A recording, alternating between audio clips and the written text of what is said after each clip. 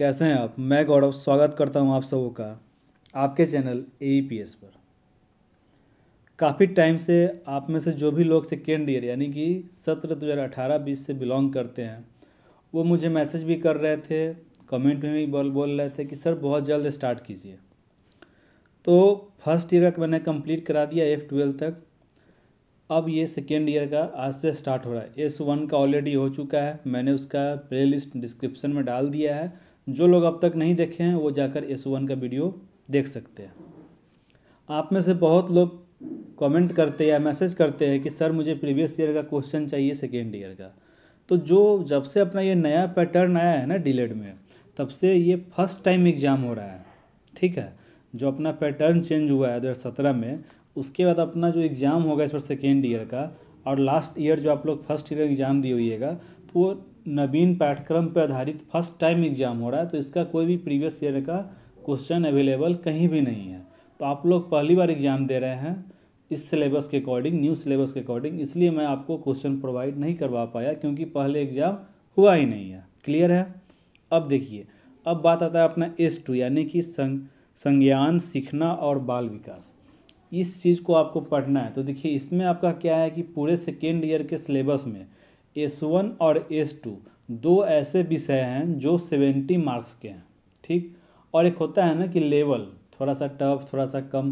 तो S2 का level थोड़ा सा ज़्यादा हाई है। क्यों?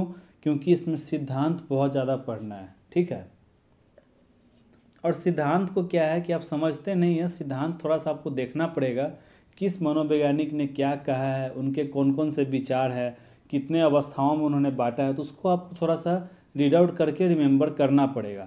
इसके लिए मैं आपके लिए नोट्स बना रहा हूँ, हैंड राइटिंग नोट्स रहेगा, जिसमें कुछ नोट्स तो रहेंगे टॉपिक वाइज, S1 हुआ, S2 हुआ, S4 हुआ, S5 हुआ, और कुछ में क्या होंगे कि क्वेश्चन आधारित 5 क्वेश्चन, 10 क्वेश्चन, इस तरह से करके मैं एक आपका पूरा PDF का एक ग्रुप बना दूंगा और उसका एक लिंक मैं आपको शेयर कर दूंगा। बट वो पेड वर्जन होगा, आपको उसके लिए पेड करना होगा। उसके बाद आप लोग देख सकते हैं। मैं उसको अपलोड करने से पहले मैं आपको बता दूंगा, दिखा दूंगा कि उसमें क्या क्या है। अगर आपकी इच्छा हो तो आप लीजिएगा, वरना नहीं लीजिएगा। क्लियर है। तो देखिए अपना इसमें पहला यूनिट पढ़ना है बच्चों में संज्ञात्मक एवं संप्रत्यय विकास। मैं आपको बराबर कहता हूँ कि वर्ड अगर समझ लिए तो आप आराम से लिख सकते हैं। संज्ञात्मक मतलब हो गया बुद्धि से, जानने की इच्छा। बौद्धिक विकास मतलब इसमें आपको बुद्धि का स्तर क्या होता है, कितने प्रकार से बुद्धि को बांटा गया है, मस्तिष्क क्या सोचता है, उसके बारे में आपको पढ़ना है। और संप्रत्यय का मतलब हो गया कंसेप्ट। आप कोई चीज़ पढ़ाई कर रहे हैं, मान लीजिए कि आप गणित का कोई इक्वेशन को समझने के लिए आपने उसके फार्मूला को पढ़ लिया, समझ लिया। अब उस एक फार्मूले पे आप कितने कंसेप्ट निकाल रहे हैं, वो अपना क्या हो गया, संप्रत्यय हो गया। ठीक, अब इसी में क्या है कि ब्रूनर अपना हो गया, जीन पियाजे हो गए, इन्होंने क्या क्या सिद्धांत दिया है संज्ञात्मक के और कितने अवस्थाओं में बांटा, इसको आपको रिमेंबर करना पड़ेगा। ठीक है, उसके बाद संज्ञात्मक विकास और बुद्धि की अवधारणा का ऐतिहासिक संदर्भ तथा समकालीन संदर्भ में बुद्धि की सैद्धांतिक समझ, यानी कि जो परंपरागत पहले से चला हुआ आ रहा था पढ़ाई का पैटर्न। हम लोग के टाइम में, चाहे हम लोग जब बहुत बच्चे थे, हम लोग जो सीनियर हो गए, वो लोग काफ़ी मतलब कि 6 साल 5 साल में पढ़ाई को शुरुआत करते थे। अब क्या है, 2 साल 3 साल से प्ले क्लास स्टार्ट होने लगा है। तो कहीं ना कहीं बुद्धि का स्तर जैसे जैसे हम लोग डिजिटलाइज होते जा रहे हैं, उस तरह से बच्चे का ज्ञान जो है वो भी स्तर एक बढ़ते चला जा रहा है। बच्चे बहुत जल्द सारा काम करना शुरू कर देते हैं। तो पुराने और अभी के टाइम में, समकालीन मतलब एट प्रेजेंट टाइम में क्या क्या अपना अंतर आ रहा है, क्या क्या बदलाव आ रहा है, ये सब है। ये सारे कुछ आपके नोट्स में अवेलेबल होंगे। क्लियर है। और आप में से जिसको भी किसी भी वर्ड में कोई भी प्रॉब्लम हो, वो आप मुझे व्हाट्सएप पे या टेलीग्राम पे मैसेज कीजिएगा, मैं उसका आपको वीडियो बना दूंगा। और आपका जितना भी PDF है, आज अपना 25 हो गया, 28 तक आपका PDF का लिंक अवेलेबल हो जाएगा। आप लोग डाउनलोड कर लीजिएगा। आपका एग्ज़ाम 10 दिसंबर से स्टार्ट है। 10 डेज काफ़ी है। उस नोट्स को पढ़िएगा, फिर आपको कहीं से बाहर से कोई भी गाइड पढ़ने की आवश्यकता नहीं है। सारा कुछ उसमें एक्सप्लेन किया रहेगा। मैं उसको बना रहा हूँ, थोड़ा सा मुझे समय दीजिए ताकि मैं अच्छा बनाकर आपके सामने अवेलेबल कराऊँ। सेकेंड यूनिट है बाल विकास एवं सीखना। देखिए इसमें क्या है कि अपने सेकेंड ईयर में बाल विकास जो पढ़ना है, उसमें इसके 3 अवस्था को पढ़ना है। ठीक है, जिसमें आपका शिशु अवस्था हो गया, बाल्यावस्था हो गया और किशोरावस्था हो गया। इस तीनों अवस्था में क्या है, शिशुवावस्था यानी कि जन्म से 5 वर्ष तक, बाल्यावस्था 6 से 10 वर्ष तक और किशोरावस्था 11 से 18 वर्ष तक।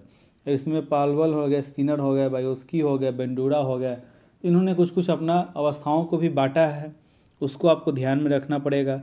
सीखने की योग्यता एवं नियोग्यता, जिसमें आपका क्या होता है कि कोई बच्चा कैसे जल्दी सीख ले रहा है, कोई बच्चा नहीं सीख पा रहा है, मंद बुद्धि है, काफ़ी ज़्यादा बुद्धि है, तो इस सारे टर्म को आपको याद करने, सारे आपके नोट्स में अवेलेबल होंगे। ठीक है। वृद्धि और विकास फिर से आपको पढ़ना पड़ेगा, जो आप फर्स्ट ईयर में पढ़े थे। सीखने का एवं सीखने के लिए आकलन, कोई बच्चा कितना सीख रहा है और कितना उसको सीखने में हमको और क्या क्या करना है, रिसर्च करना, तो ये सारा कुछ आपके नोट्स में अवेलेबल होगा। क्लियर है। सीखने के व्यवहारवादी एवं सूचना प्रसंस्करण सिद्धांतों की समझ। व्यवहारवाद कहने का मतलब हो गया कि सब बच्चे कहीं ना कहीं से कुछ ना कुछ सीख कर आते हैं, और एक शिक्षक के अनुसार आपको ये समझना है कि बच्चे का स्वभाव ही है सीखने का, उसका जो नेचर ही है वो सीखने का नेचर है। और व्यवहारवाद कहने का मतलब हो गया एटमॉस्फेयर, वातावरण से है, इसका सीधा संपर्क किससे है, वातावरण से है। इसका क्या विशेषता है, इसके क्या क्या सिद्धांत है, खासकर इसमें स्किनर और पाल्वल, इसके दो के सिद्धांत आपको इसमें पढ़ना है। क्लियर है। देखिए ब्रूनर, जीन पियाजे, पाल्वल, स्किनर और वाइगोस्की और बेंडूरा, इनके सिद्धांत में से आपके कोई 1 से 2 सिद्धांत आपके एग्जाम में आएंगे, मैं आपको अवेलेबल करा दूंगा नोट्स, वहाँ से आप लोग उसको एक बार अच्छे से पढ़ लीजिएगा। क्लियर है। बच्चों के विकास एवं सीखने में समाज की भूमिका। अब इस यूनिट को आप अपने मन से आराम से डील कर सकते हैं कि एक बच्चा जो है वो अपने समाज, अपने परिवार, अपने समुदाय, अपने माता पिता, अपने दोस्त, अपने मित्र, अपने विद्यालय से किस प्रकार से ज्ञान को सीखता है और क्या क्या है। ठीक है। और इसी यूनिट में आपको पढ़ना है बेंडूरा मॉडल। बेंडूरा मॉडल क्या होता है, एक प्रकार का अधिगम जो होता है ना, उसके लिए किया जाता है बेंडूरा मॉडल, तो उस चीज़ को आपको यहाँ पे पढ़ना है। ठीक है, वो भी आपके इसमें होगा। इसके बाद बायोस्की में क्या किया गया कि इसमें सिद्धांत के कुछ स्तर में बांटा है, जिसमें आपके कितने स्तर हो जाते हैं, 4 स्तर हो जाते हैं। सूक्ष्म वृत्तीय विकास, व्यक्ति वृत्तीय विकास, जाति वृत्तीय विकास और सामाजिक ऐतिहासिक विकास। इस सारे चीज़ को आपको इसमें पढ़ना है। ठीक है। उसका जो बेंडूरा का अपना मॉडल था एक वो डाल करके, इस चीज़ का आपका इसमें है, एग्जाम में आपको आएगा। ये सारे आपके नोट्स में अवेलेबल होंगे, इसलिए मैं आपको इस पर ज़्यादा डिस्कस नहीं कर रहा हूँ, क्योंकि डिस्कस करने का मतलब है कि एक सिद्धांत को अगर मैं उठाता हूँ तो वो काफ़ी लॉन्ग वीडियो जाएगा, और अपने पास में उतना समय नहीं है, इसलिए मैं उस चीज़ को उठा नहीं रहा हूँ, आपको नोट्स अवेलेबल करा रहा हूँ, आप उसको पढ़िएगा, और कहीं भी कोई भी प्रॉब्लम होगा तो आप मुझे मैसेज कर सकते हैं, मैं आपके लिए एनी टाइम अवेलेबल हूँ। क्लियर है। सीखने को प्रभावित करने वाले कारक, इसमें देखिए, इसमें क्या है कि अपने मस्तिष्क से क्या क्या है, और पूरे मस्तिष्क के बारे में आपको पढ़ना है। एक डायग्राम क्या कीजिएगा, आप मस्तिष्क का रीड आउट कर लीजिएगा। ठीक है। और मस्तिष्क को भी ना, अपने ब्रेन को खंड में डिवाइड किया गया, यानी कि पश्च मस्तिष्क, मध्य मस्तिष्क, अर्घ मस्तिष्क, उसका सेतु मस्तिष्क क्या होता है, रुचि एवं ध्यान से संबंध अपना क्या है। देखिए, रुचि आपका गाना सुनने में, गाना गाने में, डांस करने में, ड्राइंग बनाने में, सब में मन लग रहा है, तो आपका क्या है, हॉबी, यानी कि आपका रुचि है। ठीक। और उसके बाद क्या है, अपना ध्यान। अब अभी आप पढ़ाई कर रहे हैं, अब ध्यान से मेरी बात को सुन रहे हैं तो आपको समझ में आएगा, नहीं सुन रहे हैं तो आपको समझ में नहीं आएगा। तो ये सब चीज़ें, इसमें आपको अच्छी स्मृति क्या होती है सो आपको पढ़ना है, अवधान पढ़ना है। ठीक है। स्मृति यानी कि अपना मेमोरी क्या होता है, उस चीज़ को आपको पढ़ना है, मोटिवेशन के बारे में पढ़ना है। तो ये सारे अवेलेबल हैं आपके नोट्स में। यही 5 यूनिट्स आपको पढ़ के जाना है, और इसके जो नोट्स होंगे वो आपको 28 तक अवेलेबल हो जाएंगे। और लास्टली मैं आपको यही कहना चाहूँगा कि आपके पास मेरा नंबर है ही व्हाट्सअप का 8789666040। इस नंबर पे आप मुझे कोई भी हार्ड वर्ड लगे आपको, उसको आप मुझे मैसेज कीजिएगा। किसी भी सिद्धांत में आपको प्रॉब्लम हो वो आप मुझे मैसेज कीजिएगा, मैं आपको पर्सनली उस चीज़ को सॉल्व आउट कर दूंगा।